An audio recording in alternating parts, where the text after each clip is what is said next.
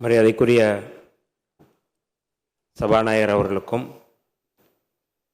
மாண்புமிகு முதல்வர் அவர்களுக்கும் எதிர்க்கட்சி தலைவர் அவர்களுக்கும் இங்கே பதவியேற்றிருக்கின்ற பொறுப்பேற்றிருக்கின்ற மரியாதைக்குரிய மாண்புமிகு அமைச்சர் பெருமக்களுக்கும் சட்டமன்ற உறுப்பினர்களுக்கும் விடுதலை சிறுத்தைகளின் சார்பில் முதலில் என்னுடைய வணக்கங்களை தெரிவித்துக் கொள்கின்றேன்.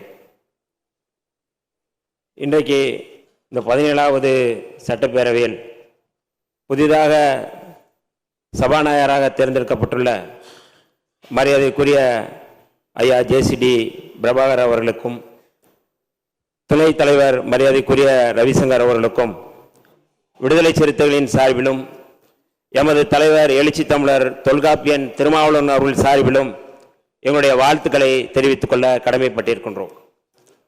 இந்த அவையிலே புரட்சியாளர் அம்பேத்கர் அவர்கள் சொன்ன செய்தியோடு நான் ஆரம்பிக்க விரும்புகின்றேன். சமூக ஜனநாயகம், அரசியல் ஜனநாயகம் வலிமை பெற்று செழுமை பெற வேண்டுமானால் பெரும்பான்மைவாதத்தை விட சிறுபான்மை மக்களுடைய குரல் வலிமை பெற வேண்டும், செழுமை பெற வேண்டும் என்று புரட்சியாளர் அம்பேத்கர் அவர்கள் சொன்னார்கள்.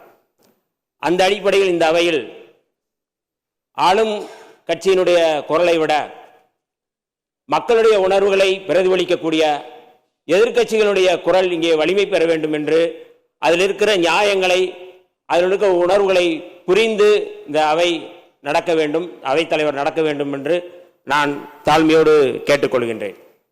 அதே போல இதே கருத்தோடு ஐயன் திருவள்ளுவன் அவர்கள் சொன்னதைப் போல வேண்டுதல் வேண்டாமை இளநடை சேர்ந்தாருக்கு யாண்டும் இடும்பை இல என்று வள்ளுவ பெருமனார் சொன்னார்கள். அந்த அடிப்படையில் மரியாதைக்குரிய அவைத்தலைவர் அவர்கள் வேண்டுதல் வேண்டாமை இல்லாமல் எங்களை போன்ற இரு உறுப்பினர்கள் நாங்கள் விடுதலை சிறுத்தைகள் சார்பில் வந்திருக்கின்றோம். எங்களுடைய குரல் என்பது தமிழ்நாட்டுடைய குரல், விடுதலை சிறுத்தைகளுடைய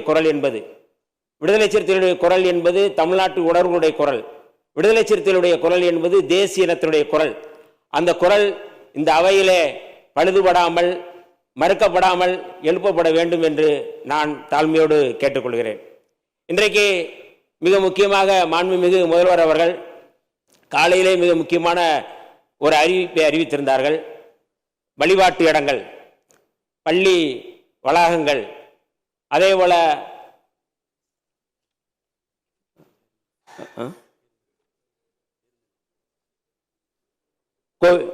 கோவில் தானே அது, மக்கள் கூடுமிடம், இந்த இடங்களில் மொத்தம் 717 மதுக்கடைகள் மூடப்பட வேண்டும் என்று அவர் அறிவித்திருப்பதை விடுதலை சிறுத்தைகளின் சார்பில் நாங்கள் வரவேற்கின்றோம்.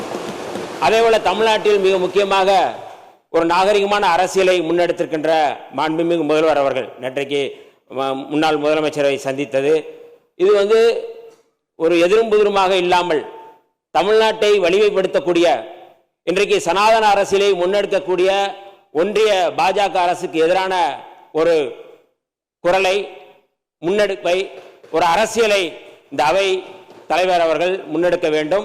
இங்கே இருக்கின்ற அத்தனை உறுப்பினர்களும் நாங்கள் அத்தனை பேரும் ஒருங்கிணைந்து இங்கே ஒத்துழைப்பு கொடுப்போம் என்று சொல்லி இந்த அவை சிறப்பாக நடக்க வேண்டும். பெரும்பான்மைவாதத்தோட சிறுபான்மை மக்களுடைய குரல் இங்கே வலுப்பெற வேண்டும், தமிழ்நாட்டில் வலுப்பெற வேண்டும் என்று கேட்டு அத்தனை அவை உறுப்பினர்களுக்கும் என்னுடைய வாழ்த்துக்களையும் அவை தலைவர் அவர்களுக்கும் வாழ்த்துக்களையும் தெரிவித்து விடைபெறுகிறேன். நன்றி, வணக்கம்.